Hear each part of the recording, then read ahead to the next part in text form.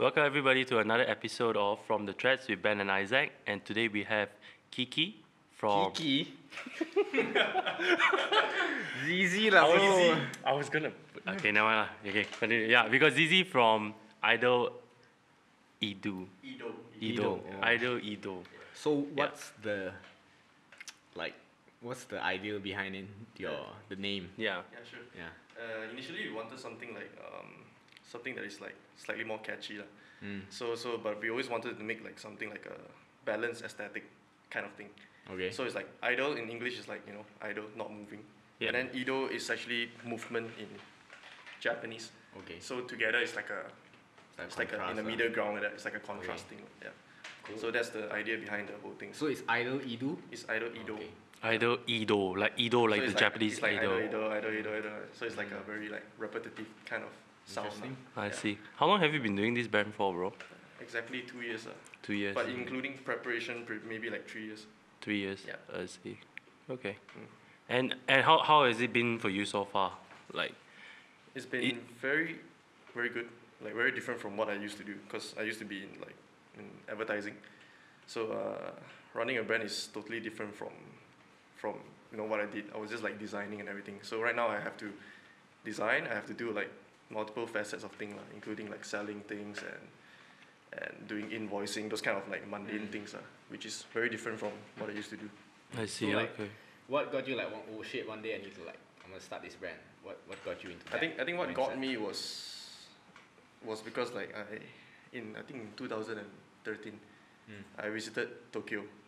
Yeah, and back then I was like one of those like the usual kids wearing like H&M, everything Uniqlo, H&M, this kind of thing.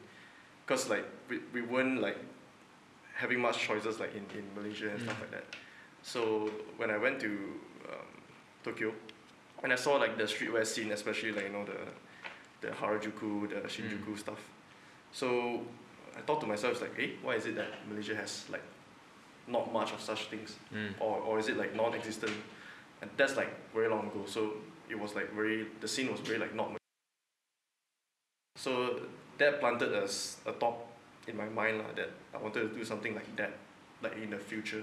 So at the time I didn't do it right away. So it's always like something that I already take interest in. So I try to pursue it like eventually. So but then after that I still like stick to my 9 to 6 stuff.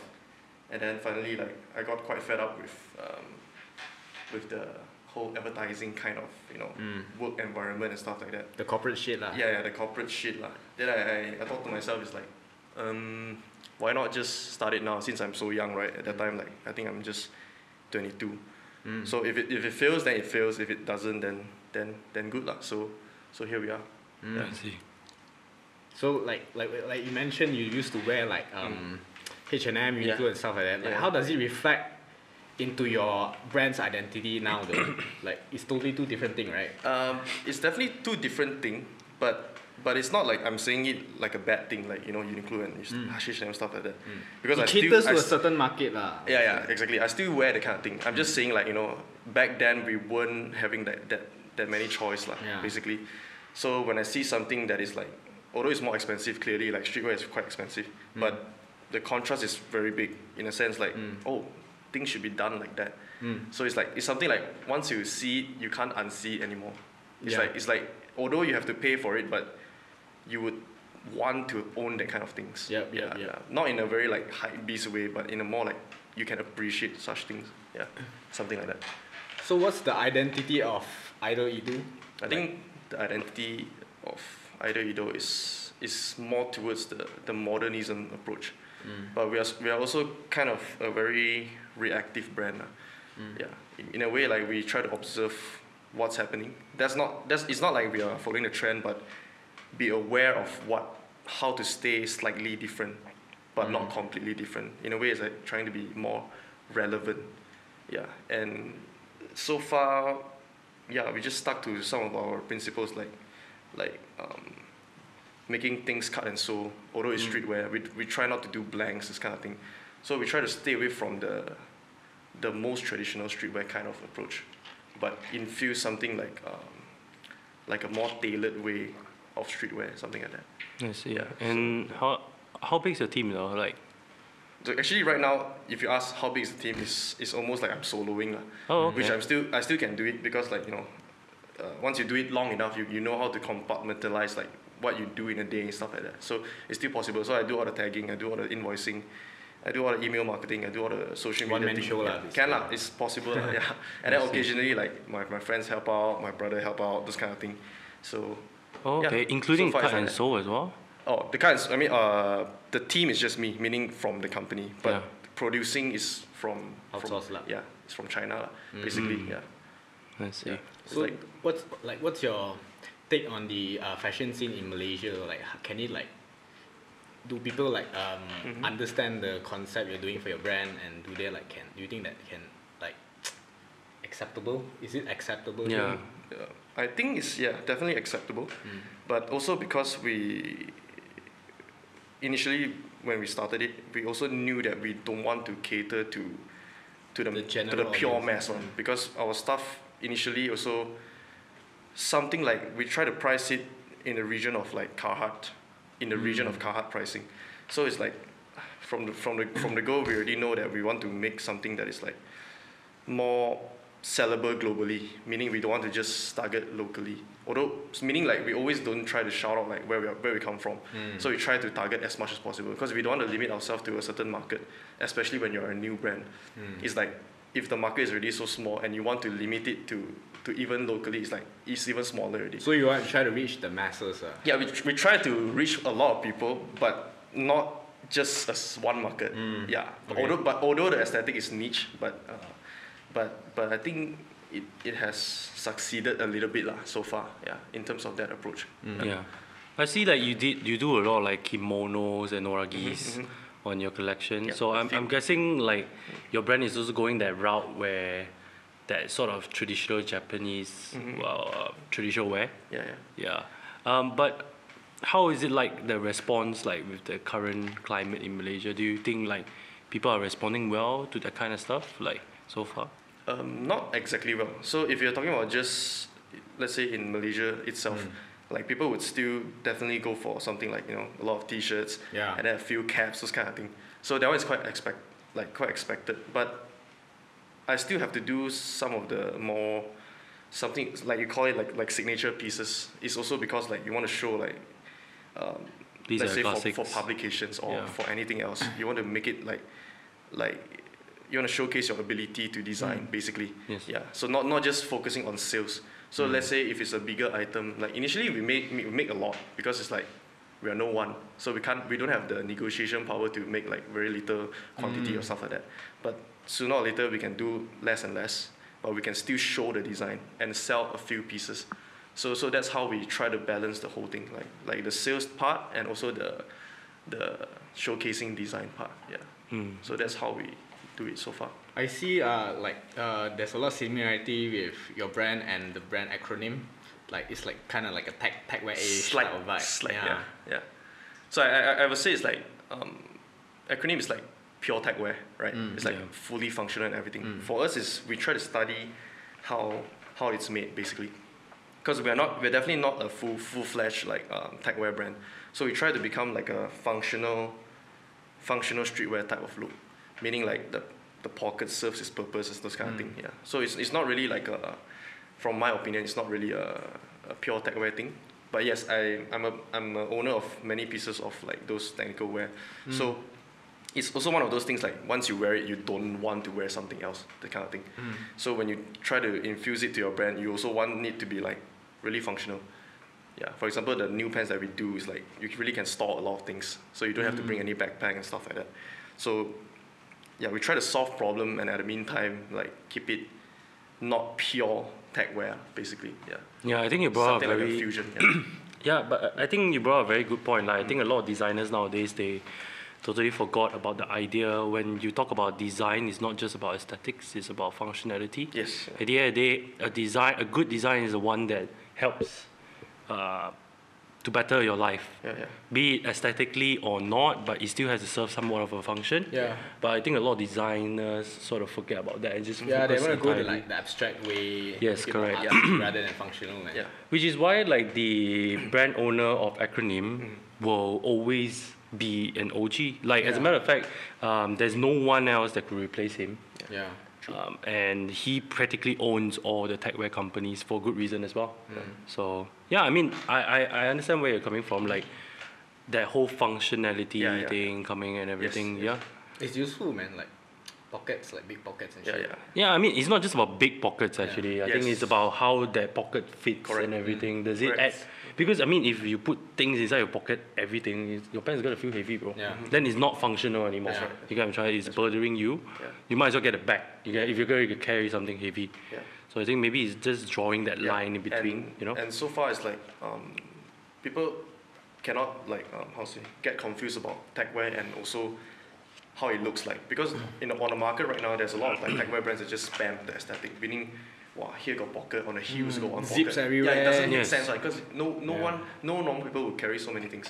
And also if you notice something that is very significant, like the good techwear brands, like the pants that they do, they don't focus on the back pocket at all, because they don't actually put anything on the back pocket.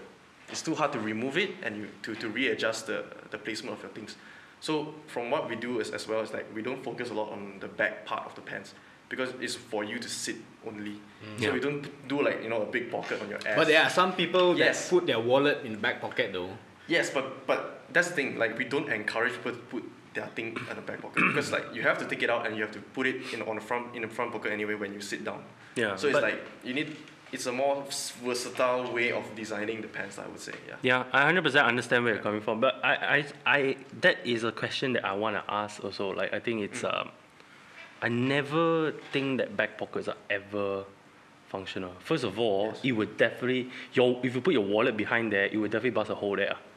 So I think the back pockets, I don't know, I feel it's just purely aesthetics kind of thing. No lah, it's like for me, I'm a like you're a back pocket kind of guy. No, I in the production line, because I need to carry a lot of shit. So sometimes the back pocket serves its purpose lah. Like I put like SD cards, because my pocket would be full, phone, wallet, SD cards, or maybe a lens. If the pocket is big enough, I'll put the lens behind my back pocket, man. True. Maybe it's not built to put like super a lot of shit. Like big stuff right there. But it definitely serves its purpose lah, I would say. That's true. Yeah. So speaking of like, speaking of the topic that like how your designs are sort of like inspired by ACRONYM, is there any other designers that like you look up to whenever you design something, or is it very different for each collection? Kind of different approach for each collection, meaning like concept-wise is always different. But at the end of the day, it's something like I will design something that I want to wear. So that's like the ultimate goal. It's like if you design something that you don't wear at all, there's no meaning to the brand itself. So other designers, there are plenty actually. Like for example, I think Luke Meyer of OAMC, and then like Maharishi, this kind of brands. So it's like, although it's like, how do you call it? It's very aesthetic based, but they have a very strong identity.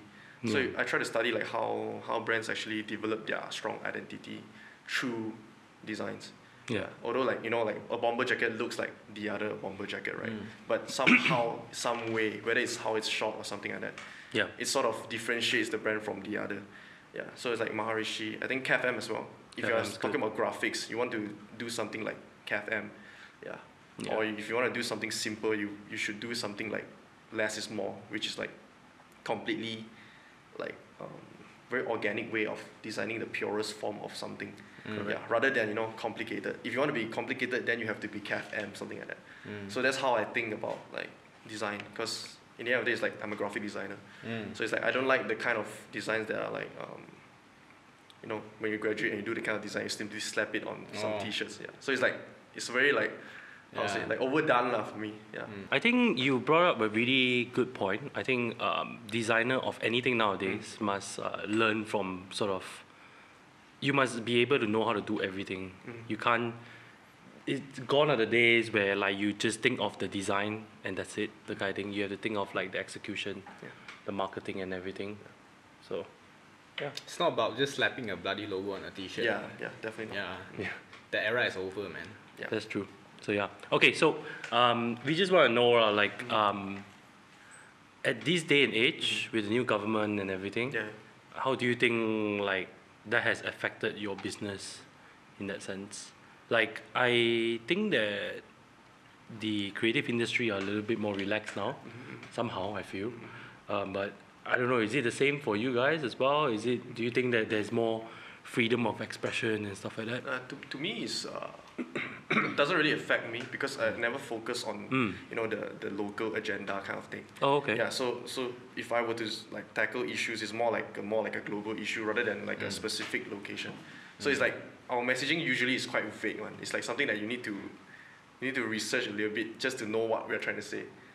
I mean, I think I'm naturally like that, so I like to make messages that are like more like slightly hidden, not so like shouting. So in the design sense, it doesn't really affect us. But in terms of production, it affects us a little bit lah.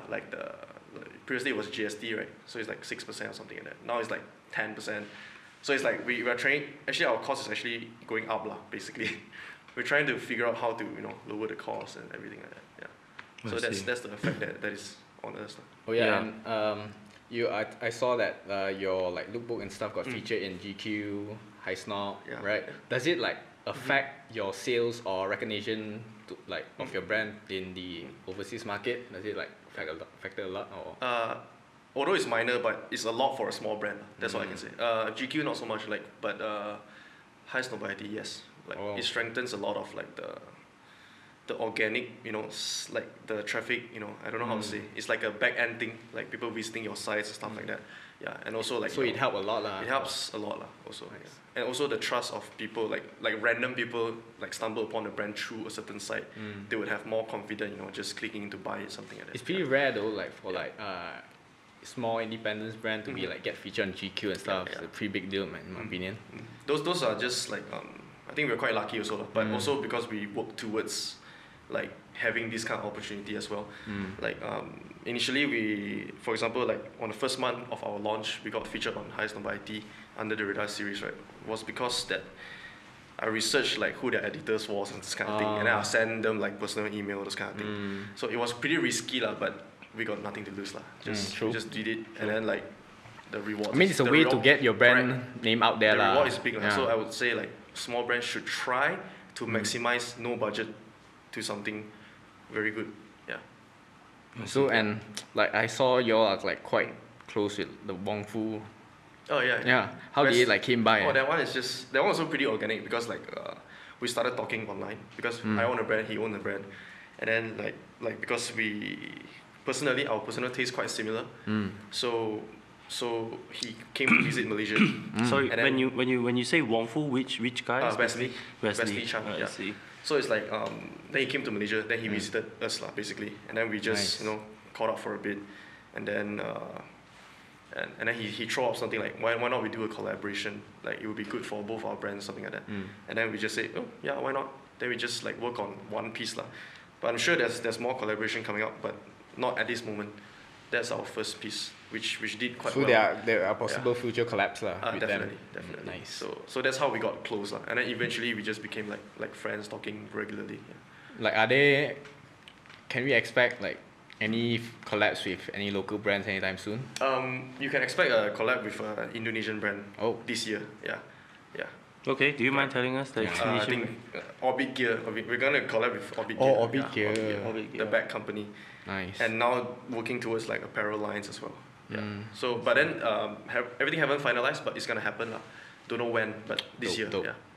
Do you think like streetwear would be like the goal that you end up at, or do you think you see idol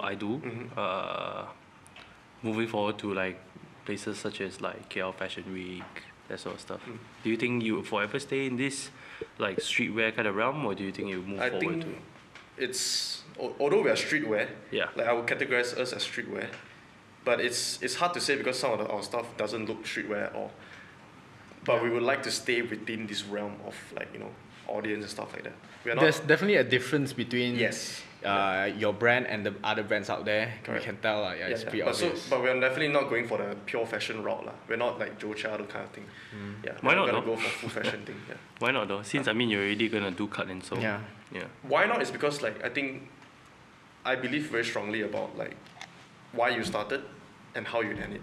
Meaning we started not like that, and it's gonna be quite weird for us to be eventually suddenly out of nowhere looking like But it's kind of like like an improvement though, don't you think? Yeah, it is. For your brand. So if you were to say like if is either going to end up like that, I would say no, but it doesn't mean that it will stop me from making another one. Meaning something from me, but like a separate label, separate entity. Yeah, it's something that I will keep it separate. Yeah, but as of now, obviously, because what if down the line, I don't know. Yeah. Your brand organically grew into that line, like the high fashion line?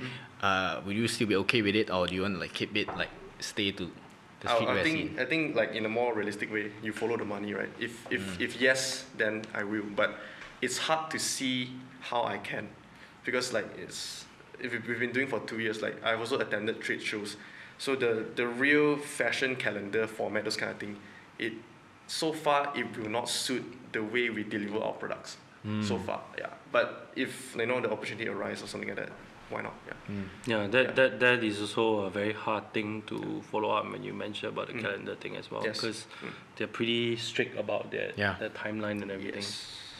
I see. Okay, but I mean, I think whatever you're doing is really good. Do you think you ever move away from that whole noragi, that kind of style, and move into something like maybe, for example, really pushing that tech wear, moving forward aesthetics? It's possible. If you're talking about the noragi thing, actually this time we already dropped it already. We didn't do the noragi this time, so we did like an overshirt thing. Oh, okay. Yeah, and then we focus on the signature piece, like the pants itself. Yeah. So because it's sad to say but because we are still a small brand, we don't want to be like doing so many signature items like each drop, because people can only afford so much. Yeah. So we don't want to over deliver. So we want to keep it like a capsule thing, like 8 to 9 pieces, that kind of thing. Yeah. But then at the meantime, because like we are so online driven, and then the way we shot it can look very robust. But in actual terms, like let's say you're talking about retail, if you put your clothes on in retail, it's like one rack you can display all your things. So it's not really impressive retail wise. Yeah. So we're still gonna exist more like in the realm of online, something like that. Yeah. I see. Okay. Yeah.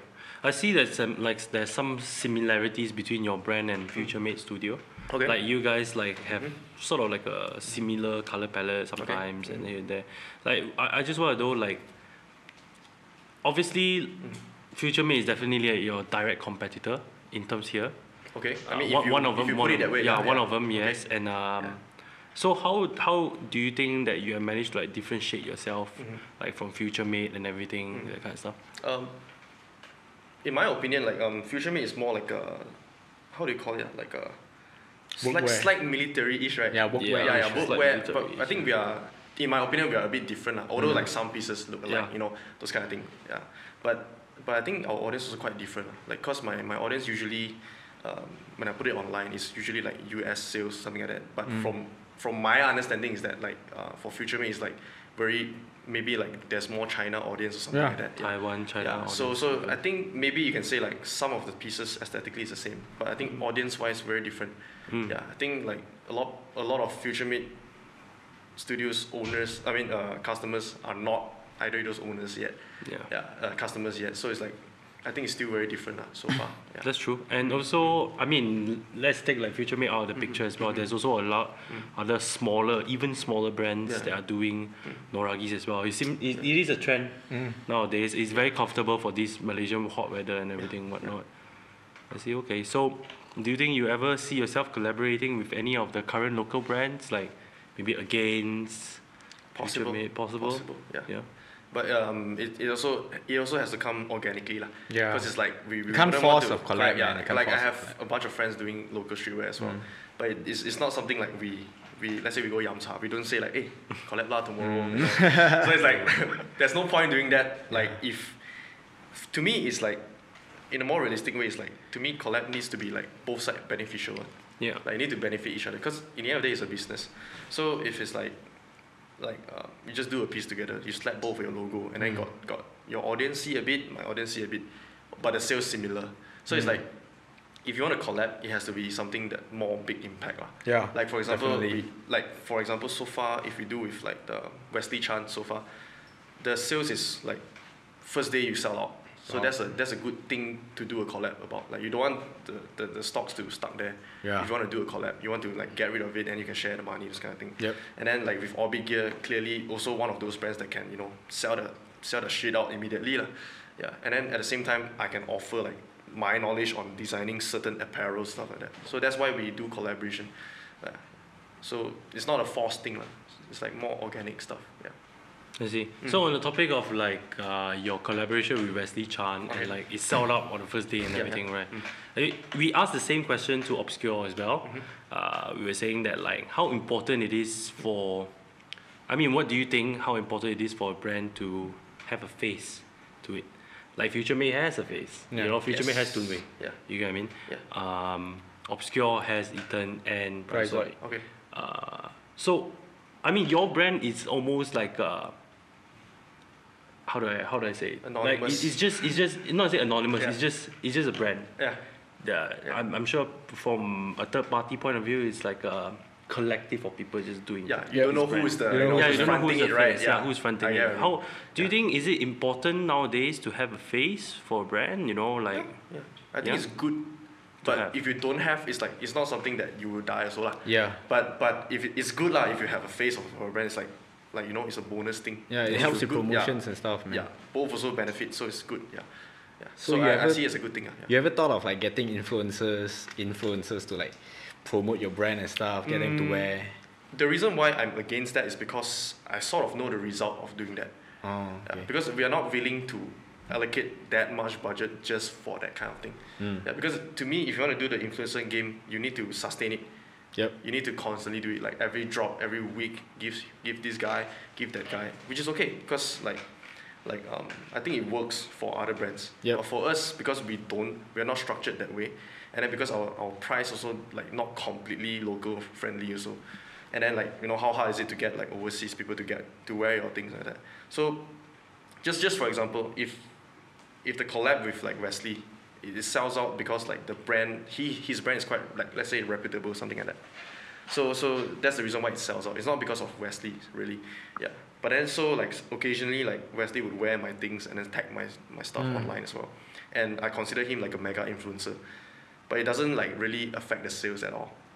So it's Just not get like it's attention. not like somebody wear it then immediately turn into sales. It's more like a brand awareness kind. yes, it's more suitable for mass kind of brand rather than you know niche kind of brand.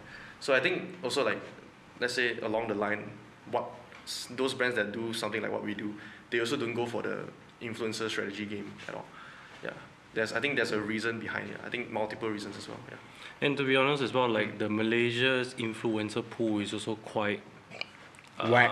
quite Limited, whack. is it? Yeah, I think that's Also the quite right limited, word. lah, yeah. Limited. I think like for example, you want to get a relevant one, but I see most brands they only settle for those that are general ones. Yes. So this Tom he could wear streetwear, he could wear high fashion. So let's just like get him on board. Yes. But it's not his thing, you know, kind of thing you see on his daily Instagram posts. He just doesn't wear shit like that. Yeah.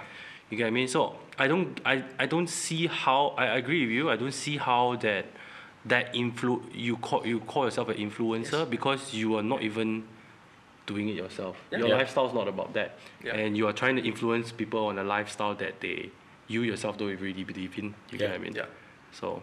Because the money is good, man. They just promote whatever shit that pays Yeah, good, I bro. mean, if you are the influencer, you would take the Yeah, dough man. as well, because it's just money. I guess for these people, I can understand it's their full-time job. lah. Yes. You know, like you get paid Makes for that sense shit. also, yeah. Yep. So yeah, but I think if you don't depend on it, I think maybe you'll be able to reject it more. I guess. But I'm still curious about like how the statistics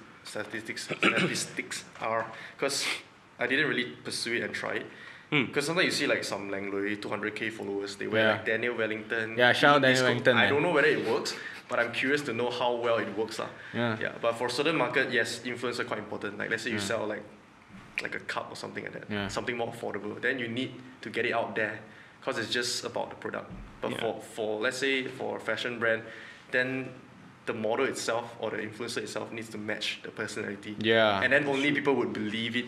Yeah. Otherwise, it's just he wear then so what like that. Yeah. But I think also Malaysia's like using influencer, that market is also divided into like huge two different portions. Like Yeah. we all urban people, we don't take the bait Yeah, because we not know much, what yeah. is it about. You know what I'm Yes. trying to say? But let me just be frank, man. I know like a lot of Malay influencers. Yeah. they just promote like some beard oil or something. Next thing you know, you see all the Sell out, Ali man. on the street Yes. they are buying that beard oil, man. Yeah. You get what I mean? And I think it's a whole different. There's people who actually believe. There's a big chunk of people that actually believe it, and there's a big chunk of them that knows what's up, lah, lah. yeah. You get what I'm trying to Yes, say? So but also like going to the previous point, because our things really not so like the price not so friendly for everybody. Local. So it's not so suitable to do influencer game. But if it's like 50 ringgit one t-shirt, definitely I would do it also. Yeah. I see. Why? I just want to know, why do you price it that point? Like, why don't you?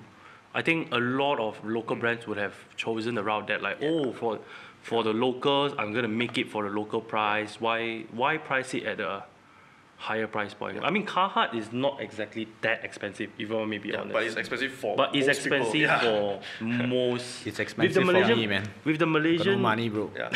Yeah. with the Malaysian general mindset, they wouldn't drop a lot of money for clothes. Yes. In my experience. So why, knowing that fact, I think why do you still continue like try to put it on a higher price point? I think there's a multiple reason to it. Yeah. Go back to the first question that you asked Yeah. previously. It's also because I went to Tokyo and I want to do that kind of thing. Okay. And that kind of thing is not like cheap to produce. Yeah. So automatically the price is not that way.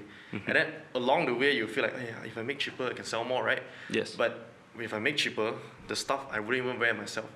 It's like I wear 3 times, koyak already. The kind of material or the kind of, because it's low quantity, right? So if you do even cheaper, and then it's like something that even if you present it to the world, they wouldn't give a shit. It looks too cheap already. Even if you take pictures also, you feel like, oh, cheap stuff. So in a way, it's like you gotta believe in the brand. So if I have to make something like that for me, myself to believe it, and then only other people, when they see it, they will believe it. Yeah. Otherwise, it's like if I make a cheap one, I wouldn't even wear it, but I tell people I wear this every day. So it's like, you know, a bit of fraudulent thing going on. Which if you see around us, the brands that are surviving, they are not priced very low anymore. Not very low. At least like 139 one t-shirt. And there's a reason why, because it's sort of like an impression thing. Because 2 years ago is a totally different mindset. It's like, oh, if it's a 60 ringgit t-shirt, I can afford it. I will buy it. But now it's like too cheap, nobody want. Yeah. Too expensive, damn, my salary not so high. Yeah. So it's like you try to go middle lah. Although the middle is the hardest because there is no distinctive, crowd here.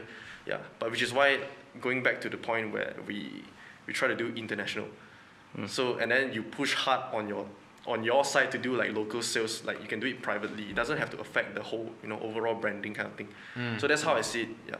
But speaking of going international, you're basically competing with a lot of other people that are doing something very similar to what you're doing. Yeah. How has that worked out with you so far? To me, being this market thing, let's say you call it a market thing, it's not something that brand owners should worry too much about.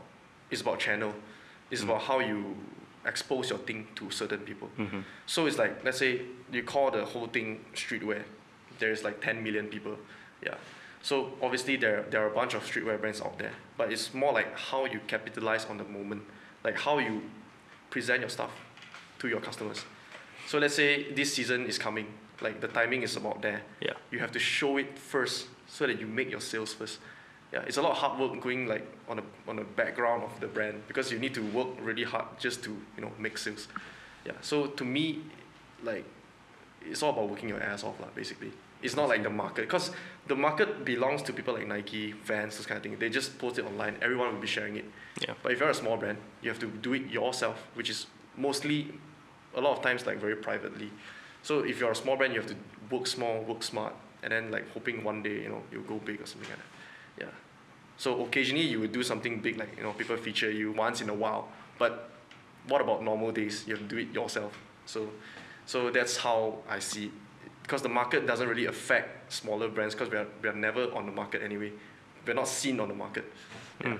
So you have to do it very privately. Speaking of the markets, like I recently heard the BOF, so Business of Fashion, they did a podcast on the 2018 wrap up. So they got McKinsey to do their data report for the year itself. Okay. And they are talking about, and I think it's good because like it gives a glimpse of like how 2018 fashion was like as a whole, not just streetwear. We're talking about high fashion as well. And a lot of predictions came about to like brands that are in the mid range are gonna suffer a lot that kind of thing for the next year, just because